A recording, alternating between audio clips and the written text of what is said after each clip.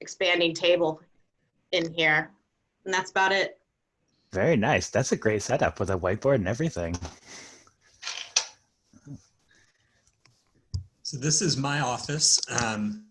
We have our messy bulletin board back here. We have a shelf with a printer and some other things that are hidden from view. And then my sleeping dog at my feet who might snore or make some other weird noises. So I'm sharing with my coworker for sure. Awesome. Maybe one more person that wants to share their classroom for the year. This is the classroom I used in the spring in my dining room table, and I have my little teacher cart here. And then I would transfer to my living room when I would read aloud to the students.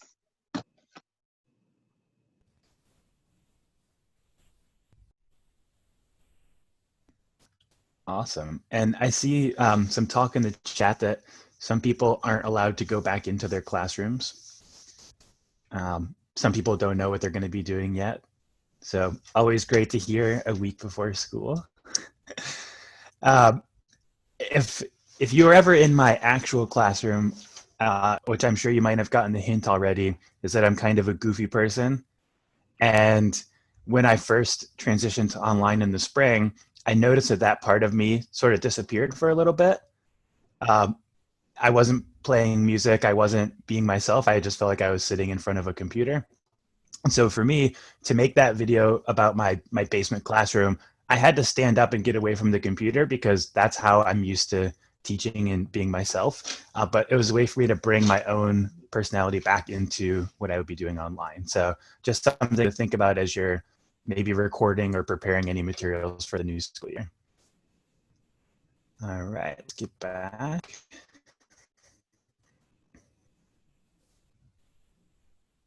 All right, so we're going to start off with any class announcements that people have.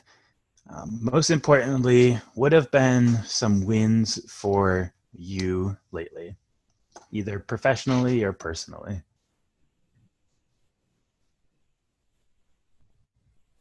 And you're welcome to unmute yourself or throw it in the chat, or you can turn your video on. That's up to you.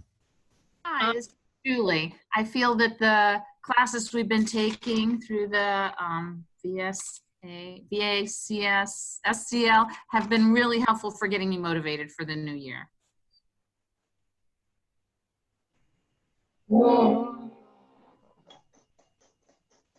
Shifting the focus from classroom group singing to online individual assignments last spring really allowed me to push students individually, and I got some results that I hadn't seen before because they actually had to.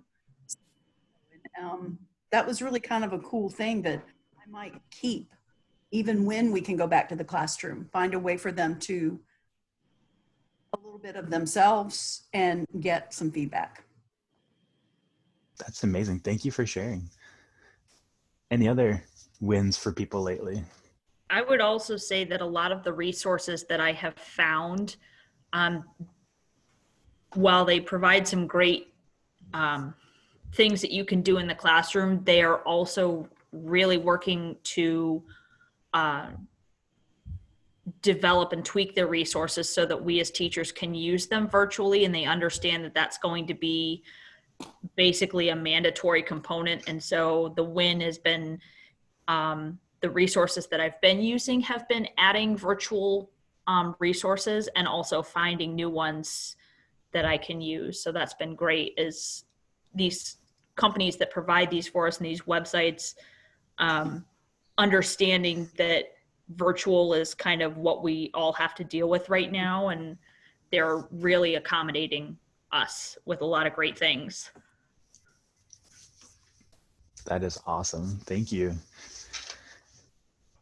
One day, I had kind of an epiphany that our superintendent made the comment that this is our chance to change education and to be radical and crazy. And, you know, some of my teammates were like, I don't want to be radical and crazy. And I said, well, here's the way to look at it. If we're being radical and crazy, we're doing something nobody's done before, so nobody can tell us we're doing it wrong. We get to decide how it's done. I love that. That should be our theme for this school year, is just be radical and be crazy. I love it. I love it. Thank you everybody for sharing. It seems like we have a lot of wins in here, and I'm sure if we had more time, everybody would have a ton of wins they could share. All right, so during our session today, there will be opportunities to leave the Zoom window. And you notice that when I am presenting my screen, that it makes it full screen on your computer. So if you want to just take a second now to hit escape on your keyboard, it's going to allow your Zoom window to shrink so that you can access Google Chrome or Firefox to access some of the links that we're sending. And then you can go back to full screen mode if you'd like.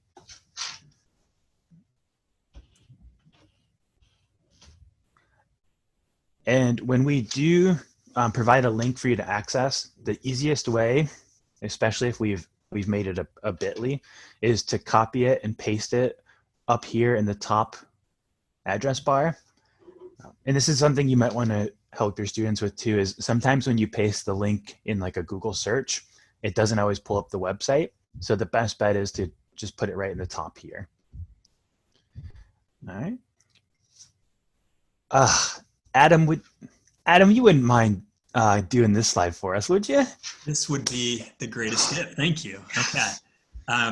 Friends, I know a lot of us have been in these other sessions, but we do think it's really important to go through our norms and to talk about what matters to us as a community of educators. The first thing is that we look at grace and that we offer it to ourselves as we rethink what learning can look like. And I love to hold on to that. Rethinking who our coworkers are with my black lab here, with my 7-year-old who's going to come in at any minute. I also think it's important that we ask questions. John and I will be in the chat as moderators. We'll be here quick to respond to any questions you have. We challenge and encourage you to try something new. Eric is going to share with you a host of new resources, new ideas, new ways to think about what the beginning of our school year looks like. Take 1 or 2 new things, run with it, and see how you can adapt to meet your kiddos' needs. The next thing is share. If there's something powerful in here, feel free to pass it on to a coworker, whoever it might be. We are recording this session, so you'll get an email with that later today, and you can pass that on as well. And finally, we're all in this together. We're all rethinking what learning can be. So if you have something, please pass it to us, and we'll try to share with you too. Thank you, guys.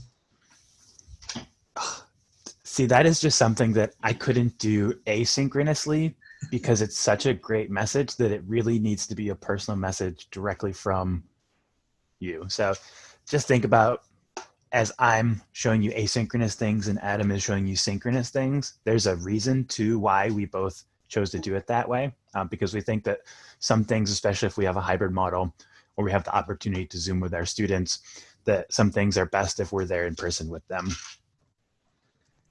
All right, so just so far, here are some quotes from some experts on community building.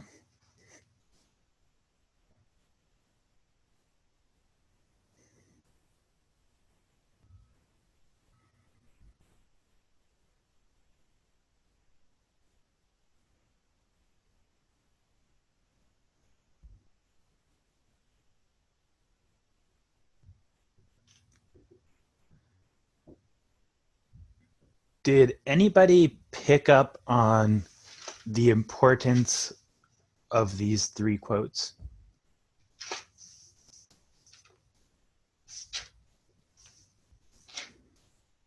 I would say that maintaining positive relationships, we kind of already experienced that inside the classroom. And so there's no reason to doubt that that's going to be extremely useful in a virtual classroom as well. Very well said. Thank you very much. Anybody else see a theme or a big idea with those 3 quotes?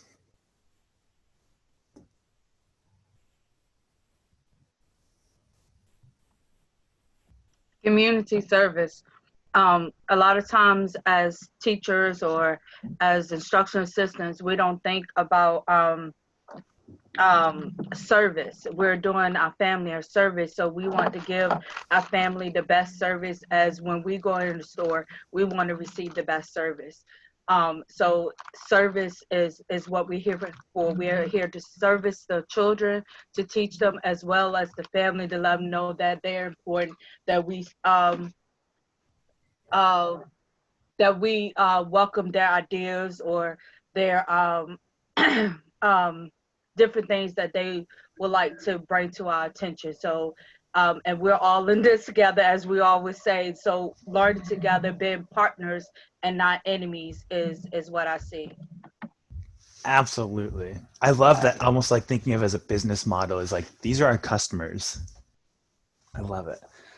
So I agree with everything that was just said by both the others, and would just add that one of the things I miss is, in person, establishing that relationship is a strength of mine and something that I really lean on and depend on. And so really want to get some ideas about how to establish those connections and relationships through this virtual model. very well said. Good. So with that in mind, what are some ways that we've already built community just in 15, 20 minutes?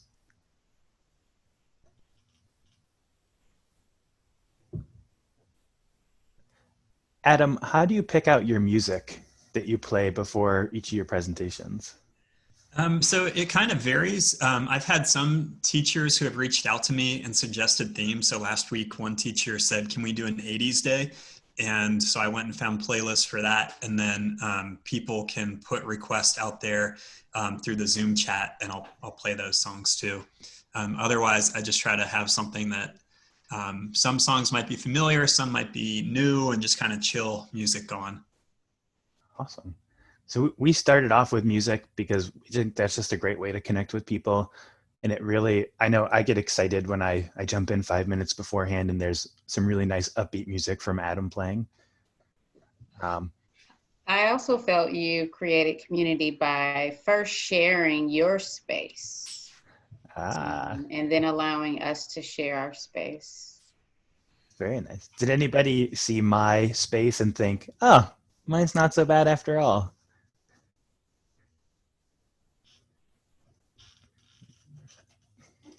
Right now, I'm actually in Minneapolis visiting my brother, and I'm in their basement, which is actually finished and really nice.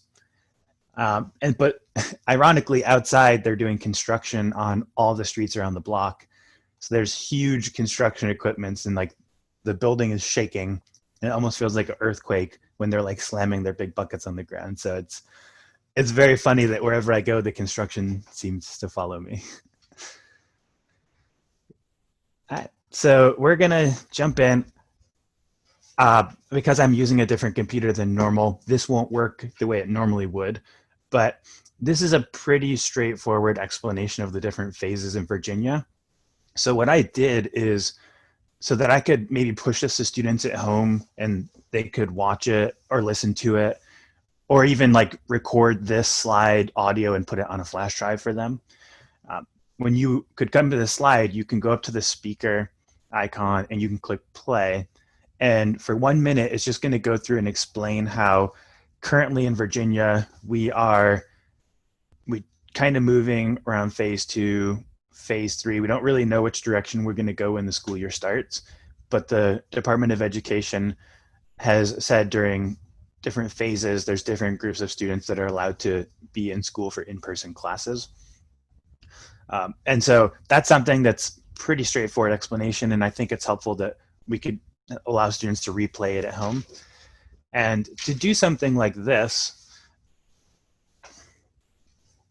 what I did is I recorded the audio on my computer, which Adam's going to show us how to do that later.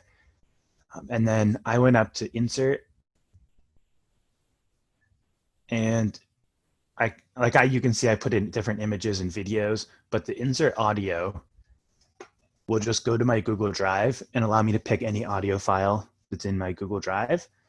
And I just drag it I like to put it in the corner so that students will know if that's in the corner, then it's an audio slide. So I think that's very helpful for asynchronous. All right, so the topics for today, we'll touch on blended learning.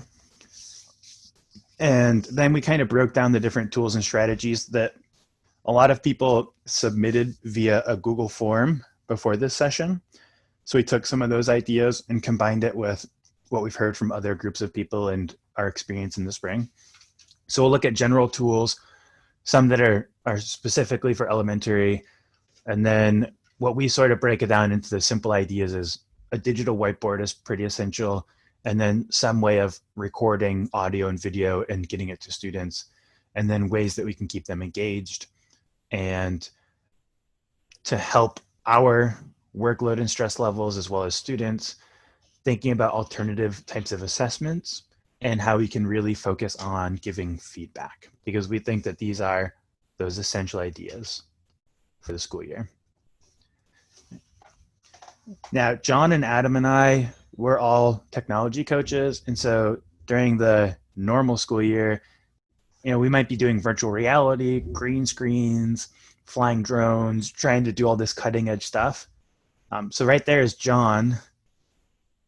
He is drawing in Tilt Brush. So it's like a 3D art program. And while these things are great and they definitely have a place that students should be learning it, we may not be focusing on that this year, and just focusing on a few tools is really all that we really should be expecting of ourselves. So if you look at that quote from Elena,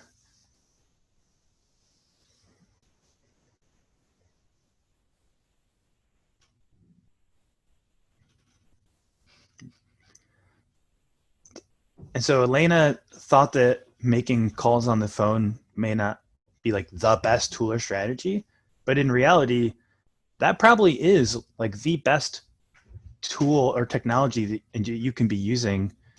And you're focusing on making those connections rather than these cutting edge technologies, because students don't need VR right now. What they need is they need connection, and they need those things that you could offer them when you were in class. So Elena, you actually did provide one of the best strategies out there. So thank you for sharing that. All right, so we're going to do a couple practice learning experiences on blended learning. So one way that we can provide some asynchronous information to students is with a simple video. This one is a YouTube video that I found on blended learning. And while you watch it, there's some questions there that you can think about. I also want you to think about what this feels like to learn from this format. So if you just want to kick back, you guys won't be able to hear it. Adam, there we go, thank you.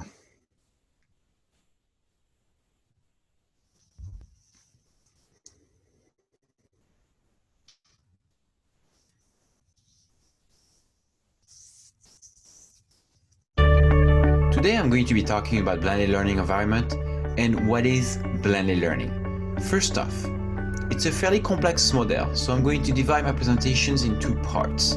Part one, I'm going to talk about what is blended learning in general, and part two will be about the benefits of such a learning environment. So, part one, what is blended learning? Well, it's a combination of two models. The first one, we all know it. Teacher, students, a regular classroom setting with the board. Basically, the teacher is delivering content and leading the instruction. It's a traditional model that has been in place for a long time, with the teacher facing the students and the students facing the teacher in a brick and mortar school setting. This model is called a face-to-face model, since we are facing each other in the physical world. So this is the first component of the blended learning, that very traditional model of instruction. Now something happens, and we all know it. It's called internet, and that changed a few things. Now students can access content online, cloud-based, which means they do not need to be in school anymore to access instruction or to actually work together with a teacher. And that changed a few things. They can work at home, in a coffee place. They can actually almost work in the school bus on the way to school. Wherever they are, as long as they have internet, they can access that content. This model is called online teaching, since you are learning and teaching online. It's a very common model in higher education these days. So, what is blended learning? Well, it's a combination of those two models, the face-to-face model and the online teaching model. Now, let's have a look at an example. You're going to have students watch your presentation, and they can be watching that presentation on blended learning, for example. With cloud-based devices, they do not need to be in school anymore to hear your lecture. They can watch your presentation pretty much anywhere and wherever they are, as long as they can access that content. And then you can have a discussion on that presentation in school with a teacher monitoring the exchanges and leading higher thinking activities. This is not just about discussions though. It could be a group project, it could be a writing assignment. All those tasks can be conducted in both environments, face-to-face in school and /or online on internet. Blended learning is a combination of those two models. So, what blended learning is about is how much you want your teaching to happen online and how much you want it to be face-to-face. It could be a teacher or a school decision as well. What matters the most though is to create a community of learners where students can exchange, discuss, and work together on both environments, face-to-face and online. What are the benefits of such a learning environment? Well, this is going to be part 2 of the discussion, and you can find that presentation on my YouTube channel or on my blog. Thank you for watching. Au revoir.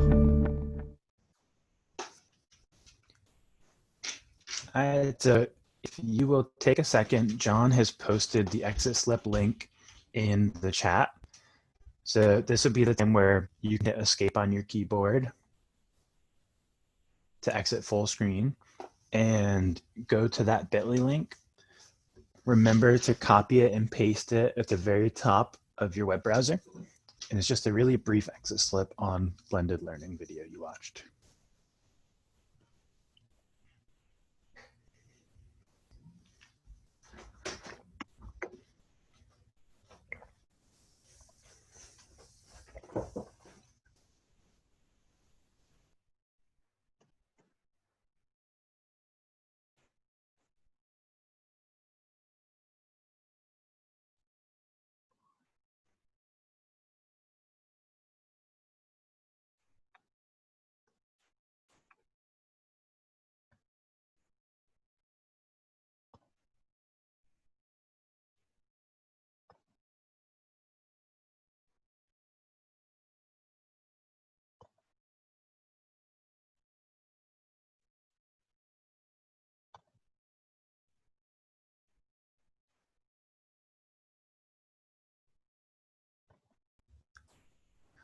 While some people are finishing up submitting that form or getting there, would anybody just like to share their personal experience with learning in this format? Or what it just felt like watching that video?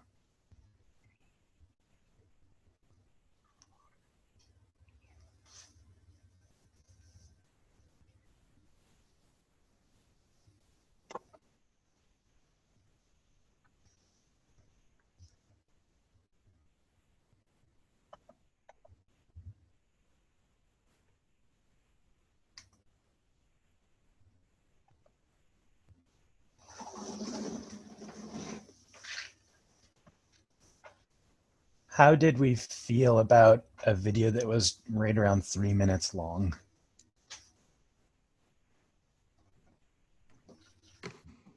I think it was a little bit long, and that it's something we're all ready, informed about, and ready to move forward from.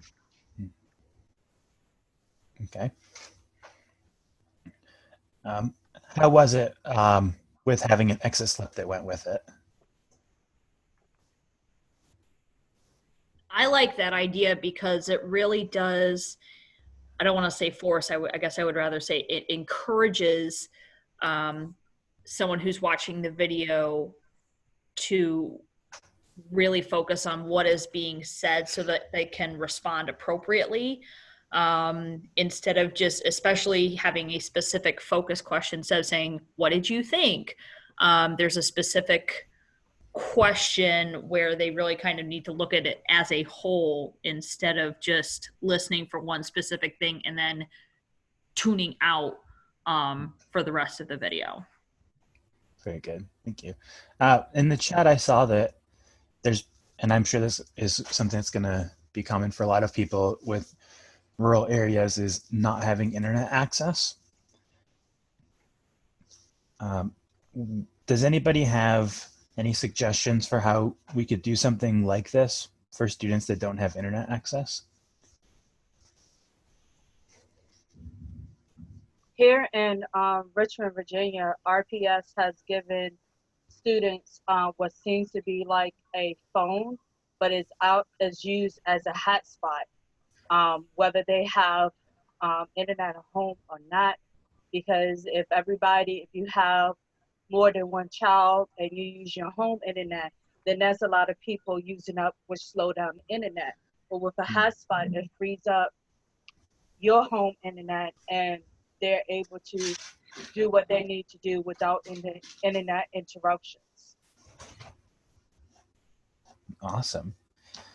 One thing that our schools did is we amplified the wireless internet right outside our schools, so that if a family had a way to get to school, they could work outside from their vehicle or the picnic tables. And there's going to be situations where we have no way to get internet to our students. So Adam is going to help us with that later, about how we can get some videos and audio. How did people feel about watching a YouTube video from somebody they didn't know versus something that Adam and I could have recorded?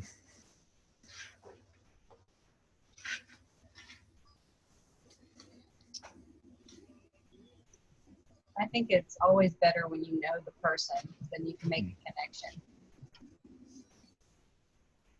Very good. Just things to think about. Just because we chose to use a YouTube video doesn't mean that that's what you should do. We just wanted this as a learning experience for you to think about what would best work with your students. All right, now we're gonna have Synchronous Sipel take over and show us how we can make our own exit slips in Google Forms.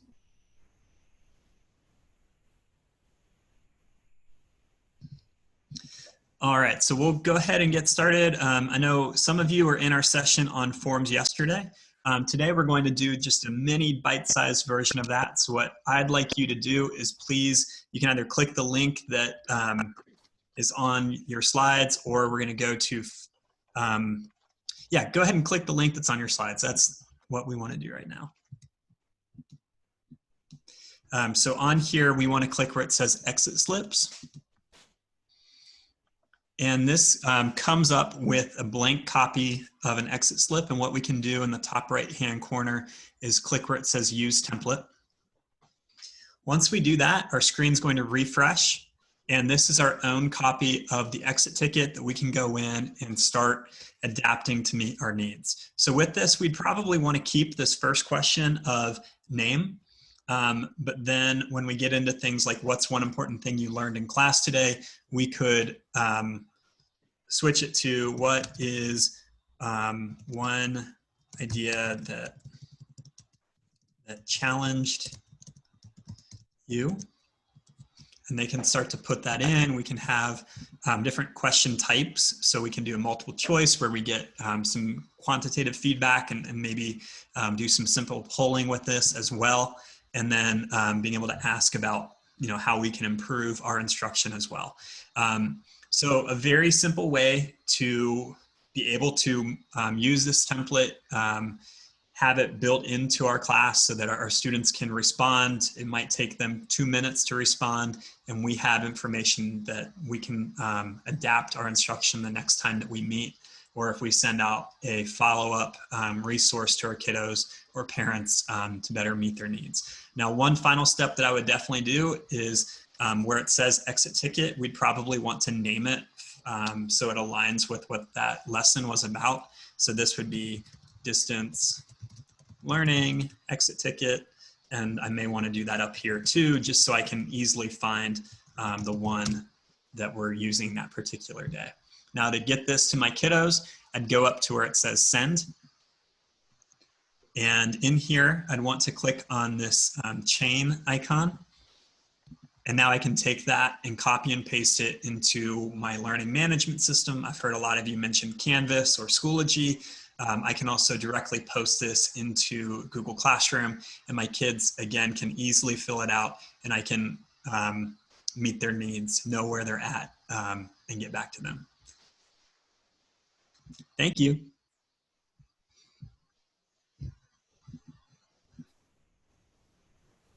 Back to you, Eric.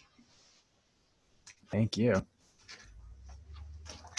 right, so the next way that we could provide information to students asynchronously is if we found an article or something that was recorded through audio, like a podcast.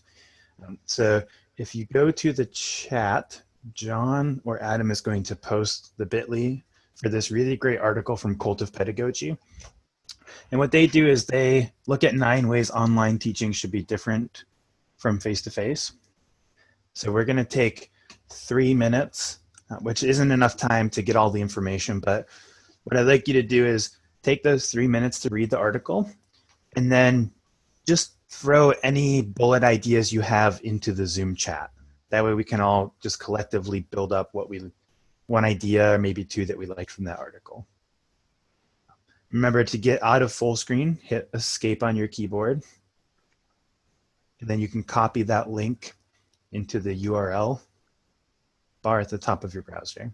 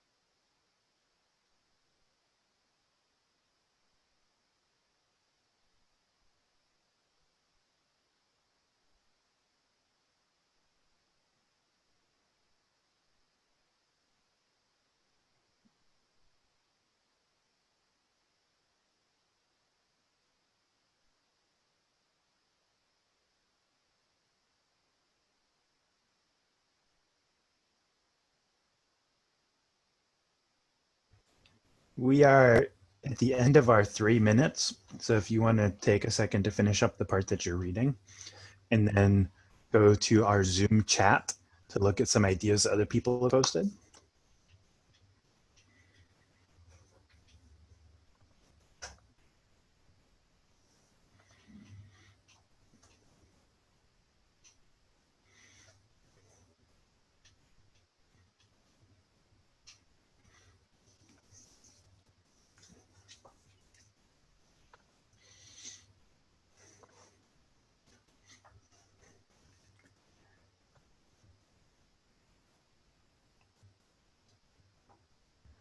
In the spirit of keeping it simple, it looks like we just took an entire article and condensed it down to a few big ideas.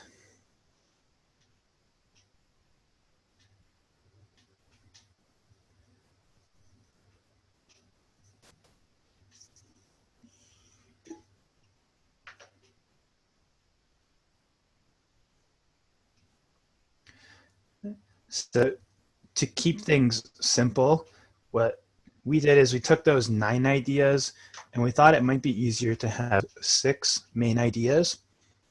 And we also thought that this would be an easy way for students to take notes on that article is if we gave them the 6 main ideas. And I had you guys post one of your ideas in the Zoom chat. It could have been a discussion group, could have been a Flipgrid, a Padlet, a Jamboard, any of those tools you have for students to be connected. And then students can use that discussion to fill in some bullets under each of these 6 ideas. And we were thinking anything that can simplify and make the notes easier for them when we're not with them will make it so that they're less stressed. And then we in turn will also be less stressed because we won't have as many troubleshooting and students that need individual attention on it. Or we could focus that in-class time or that Zoom time on that. So we've already hit on community building, and Adam's already helped us with one of our digital competencies on Google Forms. And we've also been simplifying this article and trying to slow some content down. And then we'll get to some of the others. The big one too is face-to-face time should be active. So here's some advice from Molly.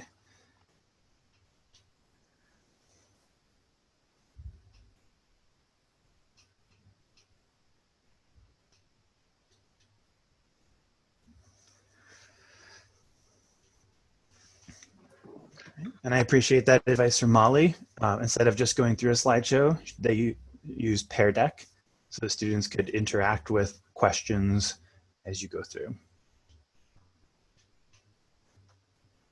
All right, so let's get into some general tools and strategies. The place that we go is when we look at a tool that we would like to use, we go to Common Sense Media because they're experts. They review a tool very in depth and they focus a lot on the safety of the user and what happens with their data. So if you haven't already, Common Sense Media is a great resource that you should add to your bookmark bar. Another one that we've been developing in Albemarle County, it's still being finalized, but in a couple weeks, it'll be the final version. But if John or Adam, you could post that bit.ly for ACPS Tech.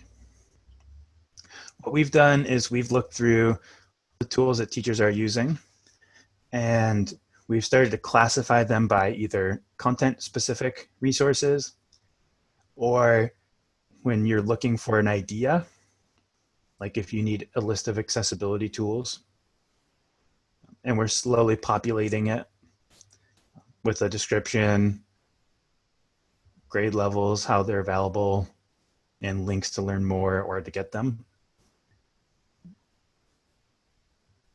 And Common Sense Media is where we always go to look at reviews before we use any of the tools in our county. We also just work with each other locally. And Adam is the king of working with people globally. He follows a lot of people on Twitter and different social media sites, and he is able to learn a ton of information that's outside of our local bubbles. And then Adam is going to talk you through the Chromebook App Hub. Okay, so the Chromebook App Hub is a project that I worked on with Google a couple years ago. And with this, it's somewhat similar to what Eric showed you for Albemarle County specifically. But in here, if you keep scrolling down, Eric, on the left-hand side, you can filter by what age you teach, what subject area, or some other ways that you can focus down to find the exact tool that you might need. So he's looking for stop motion for middle elementary. And when you click on like Tinkercad, go ahead and click there for me. It's going to come up with information about that tool, both how it uses Common Sense Media to say it's a top pick, it aligns with ISTE, some other certifications. If we keep scrolling down, in here, we'll get an overview, we'll get resources if you're brand new, so lots of great videos in here. And then as we keep going, it will come up with, here are some lesson ideas that you might be able to use in your classroom. So lots of great information, how they handle data, which is always important, and so forth. So again, a great resource. Eric right now is looking at the apps tab. If you instead go to where it says ideas, now we'll find here are lessons that teachers have put together. And in here, we'll just do, yep. So again, we can filter, so we can find, I need something for communication or digital citizenship, be able to say what grades you're looking for. Let's do the ThingLink one on the right-hand side, if possible. And so with this, you know, now we can see that this is coming from Bert. We see what certifications he has with Google, and he was on this project with me. We were two people who reviewed a lot of these submissions. We get the summary. We can see how it can work with students with accommodations, whether it's ELL or special accommodations, and then walk through videos of how to use, how to facilitate this with your kiddos. So lots of great things in the Chromebook App Hub. I know it says the term Chromebook up there, but if you're using Macs, you're using a PC, it works for all of those. Really, these are just learning tools that are available. Can you just hover over where it says about for me real quick at the top? Not about me, yeah. So I also, they used to have another tag up there for distance learning. I'm wondering if that will come back. But really cool resources in here. All right, thank you, Adam. Thank you. So wonderful resources out there, which can be overwhelming. So we really just want to focus on the essentials. Whatever video chatting tool that your county has hopefully decided for your county to make it universal experience for all students. I think most people are probably going with Zoom or Google Meet. And really, there's some differences, but all that matters is that you're using one of them. And just some general tips is when you're sharing those links to your meetings, make sure you keep those private and you're not posting them somewhere public where anybody could join. And if you're able to, provide a password to protect it. And don't forget about using those video chats for social time, because like Adam mentioned, when his son had a friend come over, like they really need and crave that time. So we want to be able to provide it for them in a safe environment. And if you are recording your class or taking screenshots, just be mindful of posting those on social media or online, because you have to make sure you get permission from all your students. So think about how you might be able to share those just privately with your students. Depending on what learning management system your county has decided on, we definitely recommend Seesaw and Google Classroom for K through 5. Schoology, Canvas, Blackboard really comes down to personal preference, and Microsoft Teams is slightly more business oriented. But don't assume that your students know how to use these tools, just like the first time that you were told you'd be using it. So think about any kind of tutorial videos you could record for students to show them how to open work, how to complete work, how to submit it. Any way that you can add additional directions, either like voice, text, more descriptions, videos. And if your school hasn't already, try to think of a consistent way to organize your online classes, at least like folders by weeks or by units, or a consistent way to name it so that when they need to find something, it's very easy. Because for some of our students, they need a family member to help them navigate. And that's another set of people that we need to be able to learn these tools. So think about how to make it as easy as possible for everybody. And most of these tools are sort of all-in-ones. So use them to their fullest for communication with each other, with families, with students, posting assignments, collecting assignments. If you could do everything just in your learning management system, think about how much easier it would make your life and that of your students and their families to have one place to go to. For communication, if your learning management system isn't suitable enough, whether you're using a Google product or Remind, ClassDojo, anything like that, make sure you're saving copies and you're including the family when you message those students. And have maybe like office hours or some expectation where they know they can get a hold of you during a certain time of day, which actually might help with that, thinking that you're available 24/7.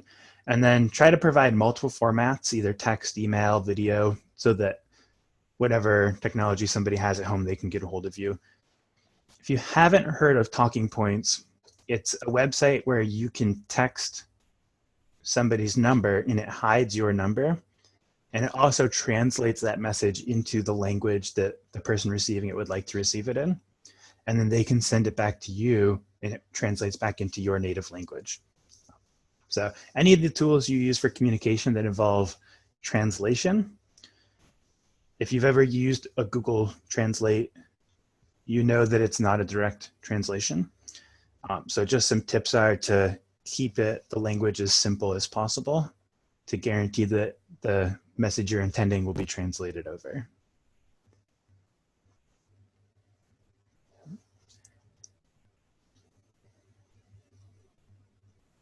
So here's some more advice from our experts on when we start to teach digital competencies.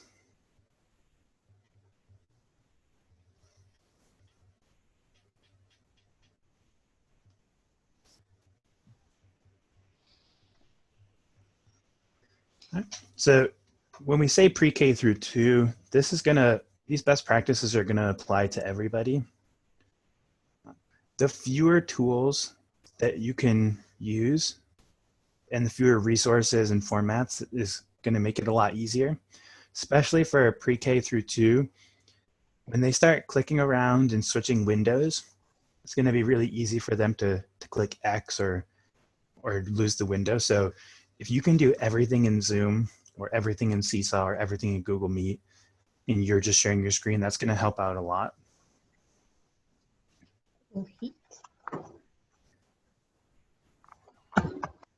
And thank you, Sabrina. Sabrina was focusing on surviving, which the students' well-being is really where our focus should be anyways. So thank you, Sabrina, for sharing that word of advice. And then make it fun. If this is the only hour you get twice a week, try to think of what you can do to make it as fun as possible for those students that are joining in.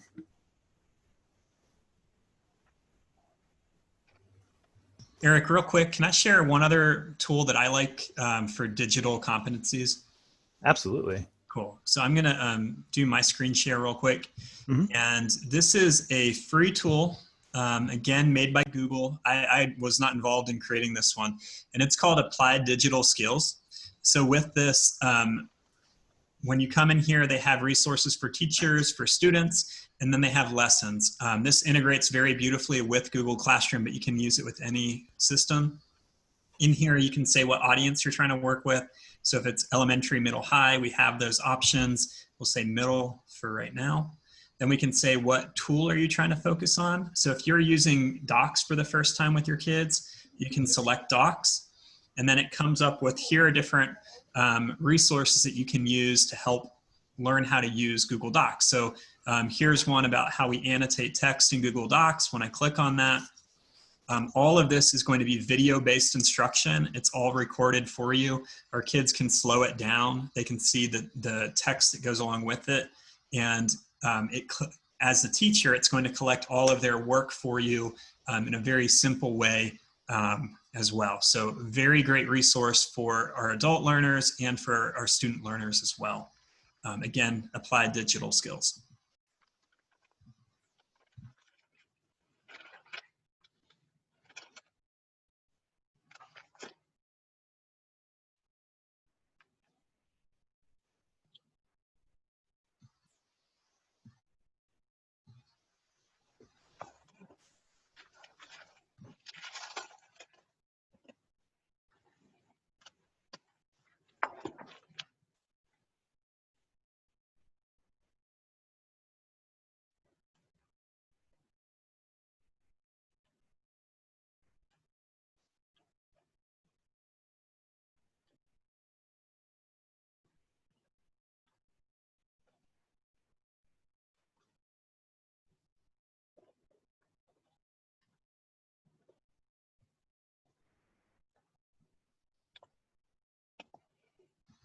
Eric, you may be muted.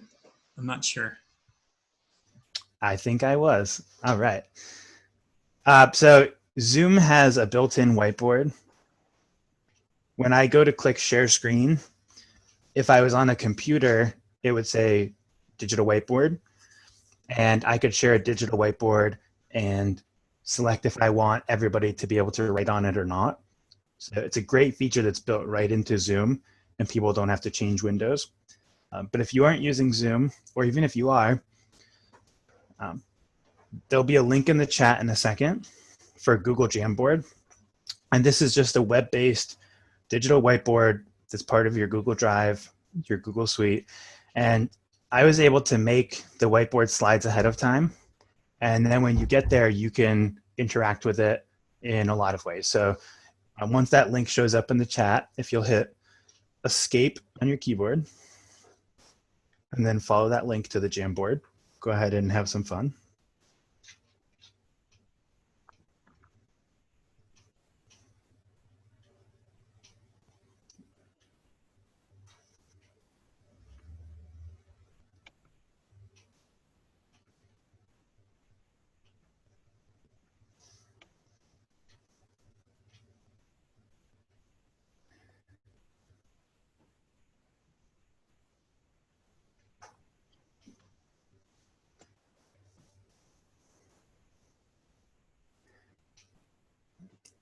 So if you are still watching my screen, I'm going to go to our Jamboard just to show you if you would rather watch.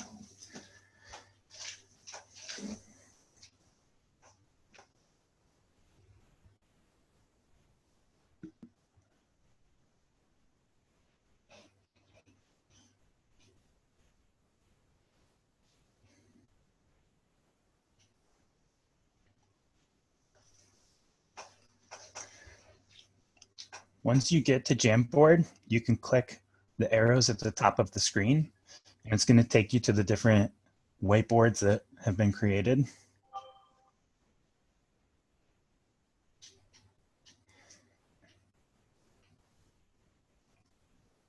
So on this first one, you're able to put Post-its up to share your ideas, and you can customize the colors and the sizes, and you can rotate them. On the next one, I changed the background, and there's 7 different options so that the dots would help with drawing.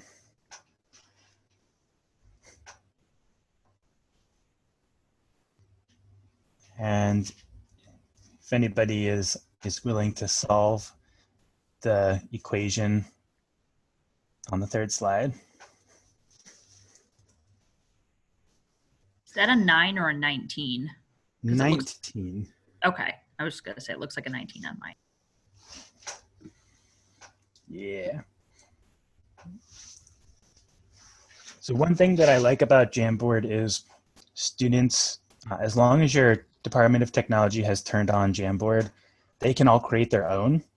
And it's a great way where, especially for math, I used to be a math teacher, so I know writing on a computer is not the best, but if your student was to solve or work out some problems on here, they could then share their Jamboard with you, and you could then add corrections and feedback on it.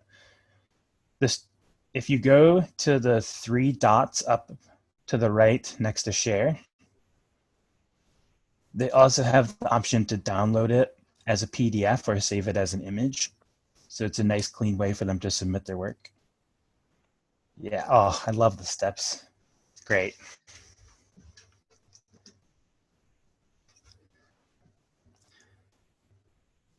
And so you could think about ways that you could have things prepared for your students. You could share a copy as a template, like we did with our slides, as an assignment, and the students could share it with you. So there's a lot of nice features built in.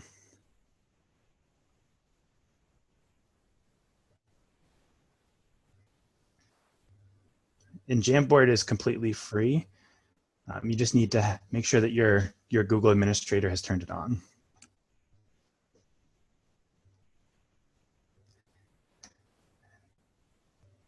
All right, if everybody could come back to the presentation.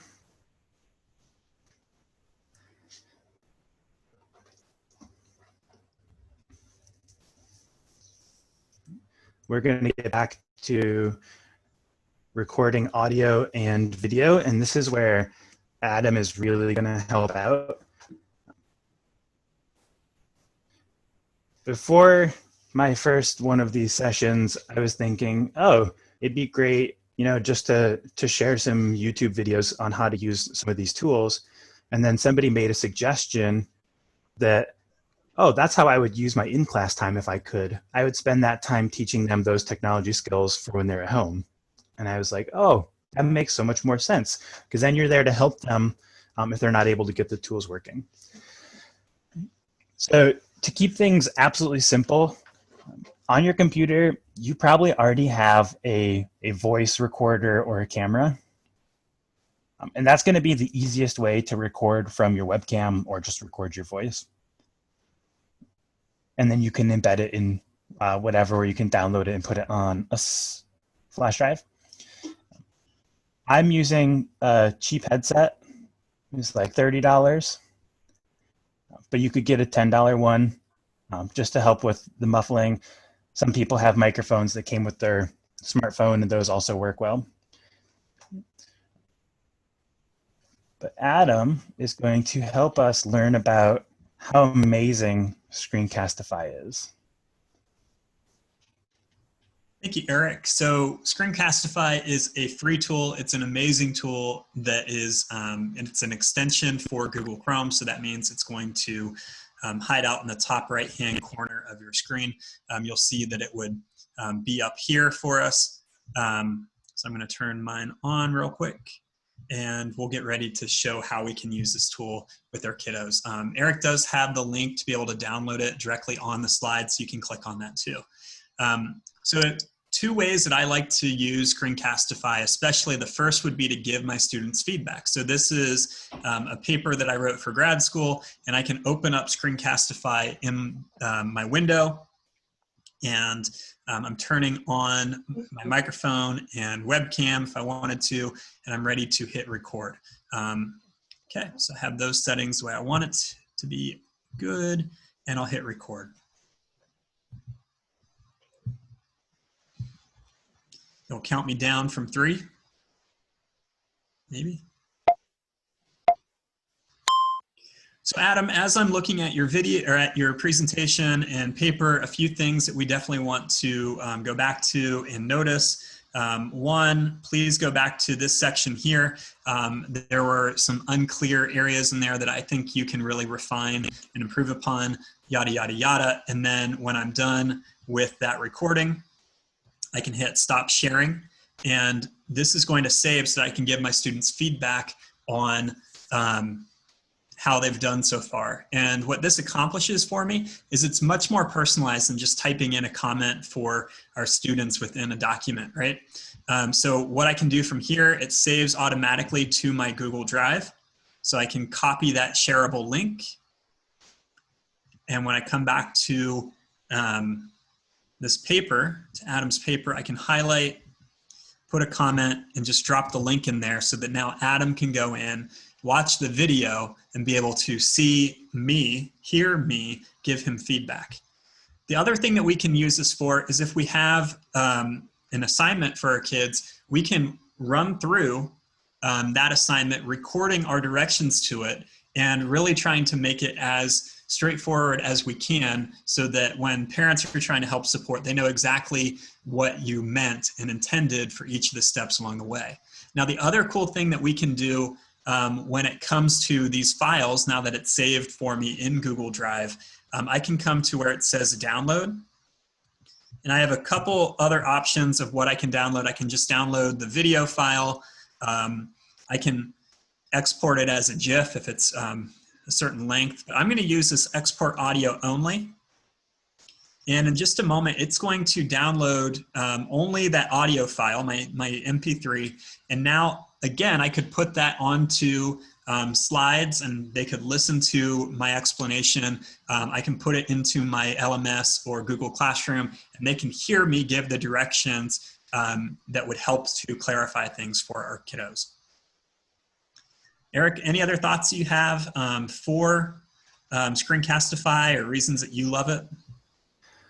I love it because what made teaching online simple for me is I just made my entire lesson all in Google Slide.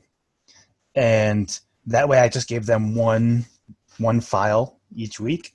But that was a step-by-step paced guide where I could type out information, and what I would do is I would record Screencastify to model or demonstrate something. And then I would just insert that video into my slideshow so that it was almost like class time where I could work on pacing of like, okay, take 5 minutes to read this article. And then the next video would be me personally on my computer being recorded.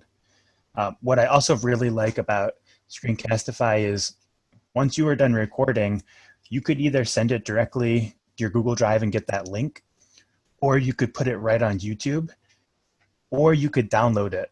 So for those students that do have internet, post it on YouTube or share the link. And those that have a flash drive, you can easily download it right away. So it's sort of all-in-one audio and video for me, which I really like. Another thing you could do is, if you don't want to embed them in your slideshow, if you had a slideshow or something you wanted to show, just run through the slideshow like you would in class and then record your screen. So it's like you're there teaching, which I think is pretty nice.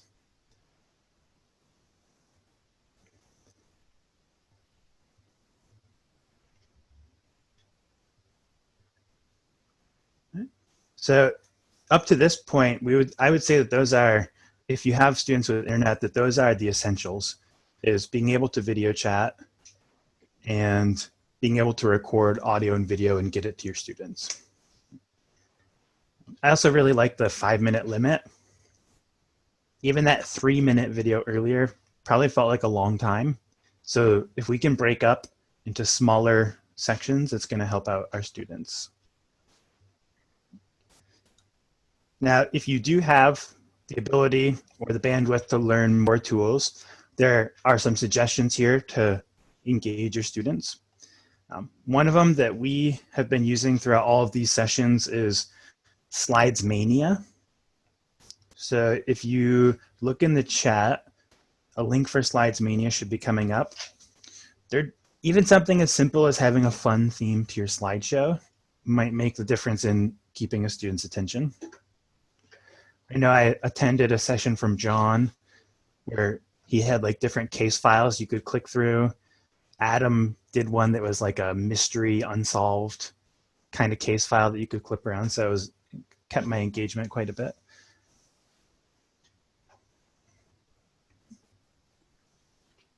So for Mia,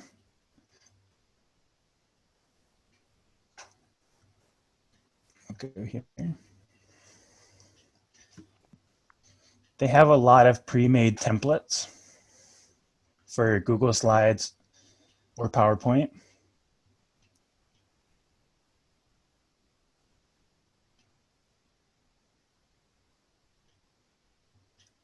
My internet's very slow.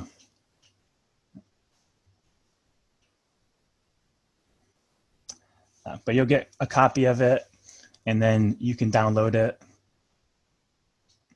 and just edit as you need to.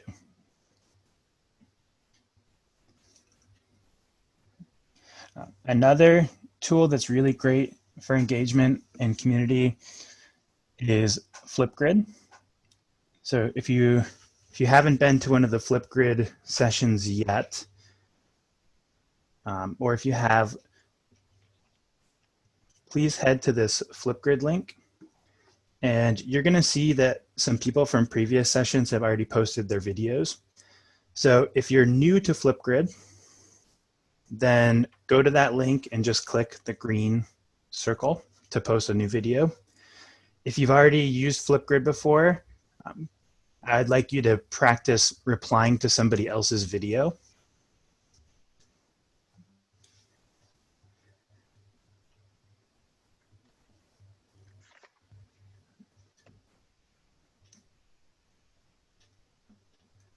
So this would be a time if you hit escape to exit full screen. And then if you look in the chat, the link for the Flipgrid should be there.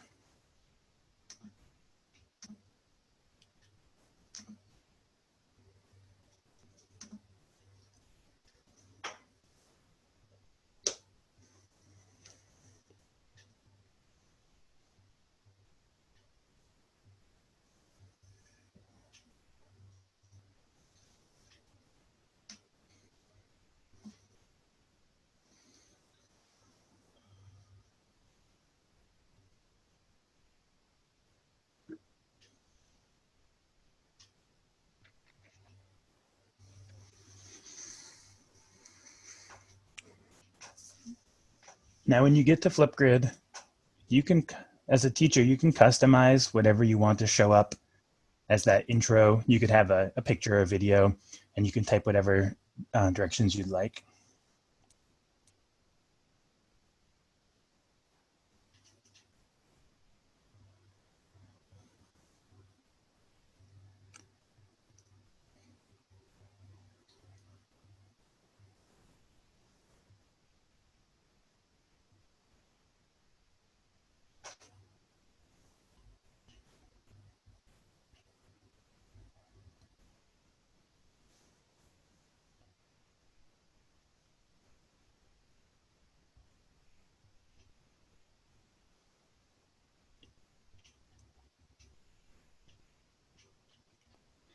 And we do have an entire session on Flipgrid that is linked so that you can go back and really learn more about Flipgrid.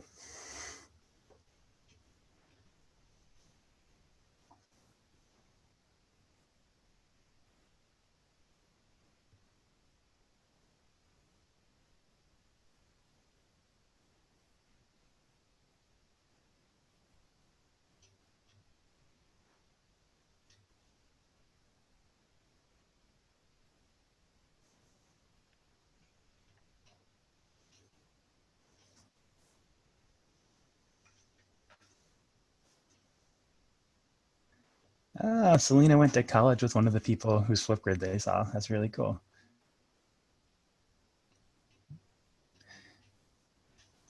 Now, there might be some of your students that don't feel comfortable having their face on video.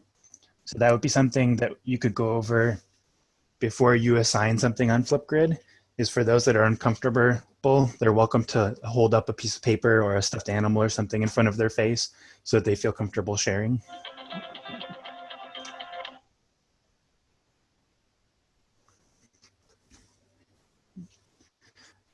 We're not going to get too into Flipgrid, but one thing I like is from the teacher side, when I click on Christine's video, oh, she was one of the people that gave us a nice quote for our presentation today. So thank you for that, Christine. I can watch Christine's video, and then underneath it, as a teacher, I can record private feedback. Or if I had a rubric, I could pick grades from a rubric, or I can leave a private comment.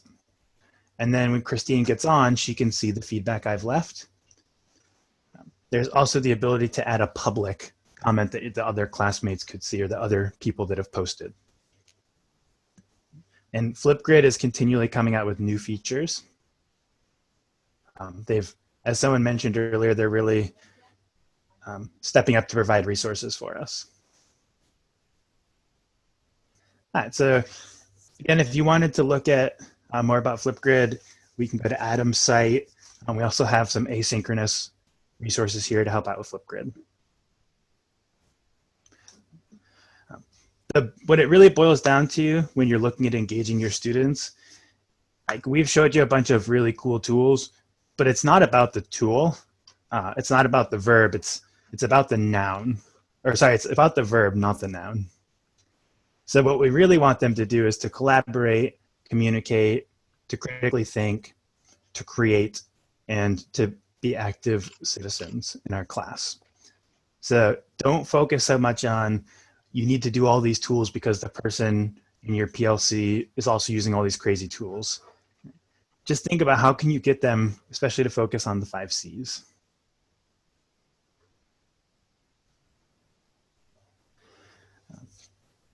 Adam, do you want to touch on choice boards and hyperdocs? So these are both resources in here, 2 different sessions that we previously have done that can help you explore a couple ways that we can present content and learning plans to our students.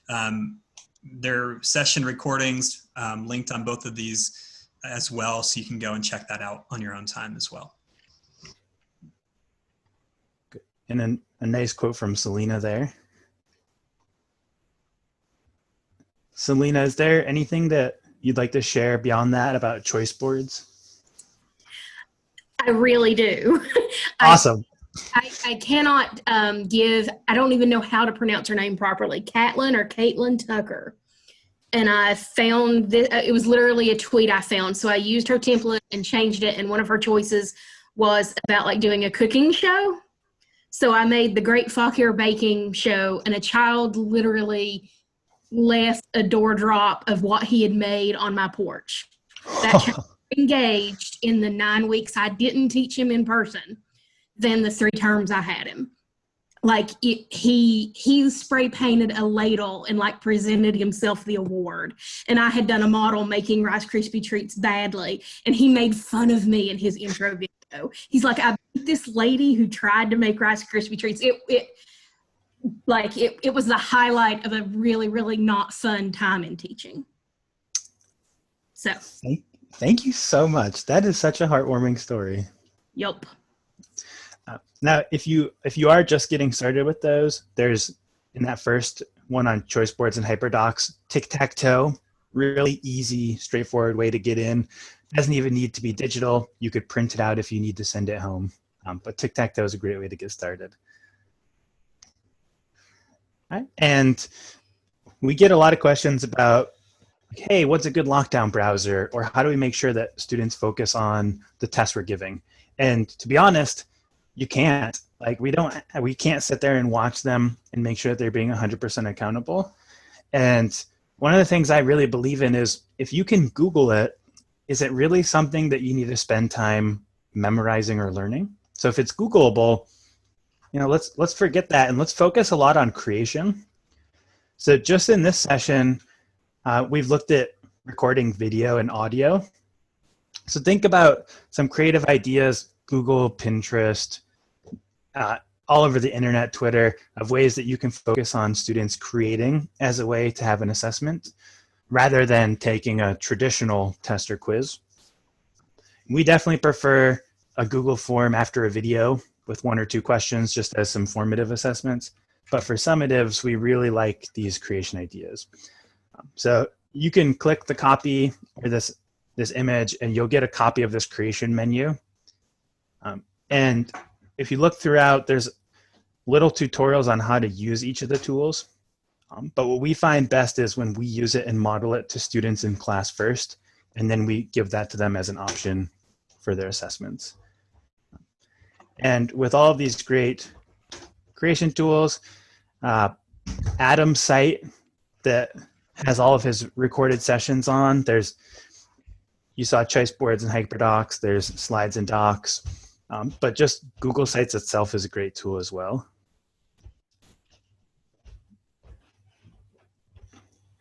And when you are giving these summative assessments, what really matters is the feedback. Adam, could you tell us a little bit about how you would use rubrics for these? Absolutely. So I have been a rubric nerd for the last couple of years. And as we had this ethos of keeping things simple, may not serve our students best to have 5 different columns of categories for their scores. So for me, being able to have, here is the criteria that you're being assessed on, and that is just the standard or our verbalization of the standard. And then on the left have areas where they're still approaching that standard. And on the right, they can put in, and we can put in links and explanations about how they've achieved that standard. And so it really shows how do we grow from one column to the next and allowing our students to also reflect on it. So what we have here on the left-hand side is a link to a resource from Coda Pedagogy, and on the right-hand side is a resource that I put together a couple of years ago. I see a question in the chat. Let me read it real quick. Would I be strictly doing standards-based grading? That's my dream. I'm not a classroom teacher right now, but I have done quite a few workshops in a cohort last year where I was learning from some industry experts on mastery-based learning. And if I were in the classroom, it would definitely be something I would pursue. Yeah, I forgot the person's name at the beginning, but being radical and being crazy, this is our chance to try new things and to really reshape what education could look like. And with this opportunity, you know, if you've always wanted to try standards-based grading, this is your time. Do it. Yeah.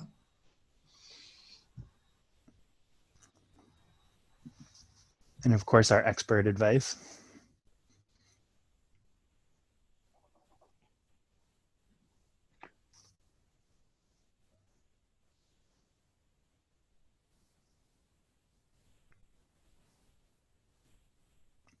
So first off, we'd like to give a huge thanks to our experts, which are all of you that have attended today.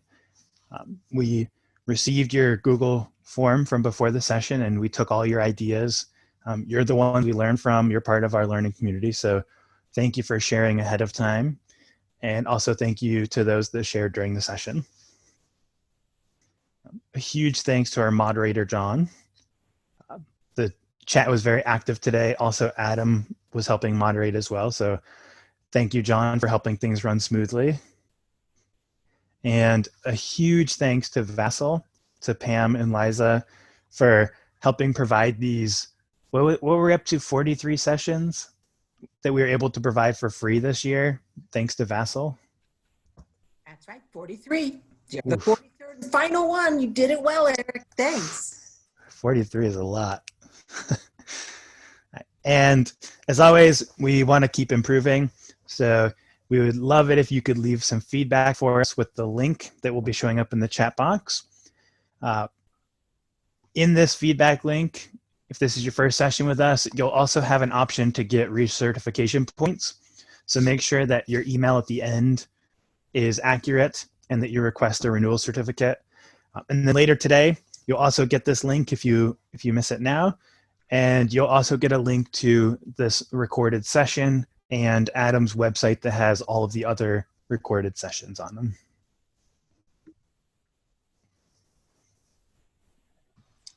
And, you know, on behalf of Eric, John, and myself, thank you all for participating in these throughout the last few months. I know some of you are new this week. Please really share.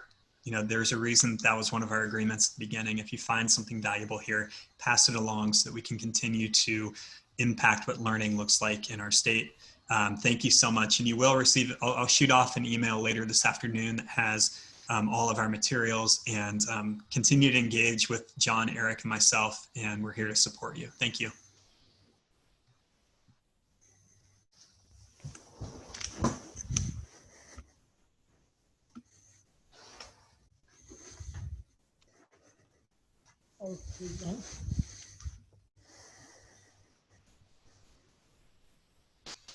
All right. Well, at this point, if you haven't yet gotten the link for feedback, that will come out in the follow-up email later today. I have to take off at this point to go pick up my younger son, but we will. We're here for you. We know that you're going to do amazing things as we rethink what learning looks like for this coming year and think through all the ways that we can better serve our students and what we may have ever done before. Dream big, take chances, and keep the kids at the center of everything that you do, and you've got this. Bye, guys. Adam, Yes?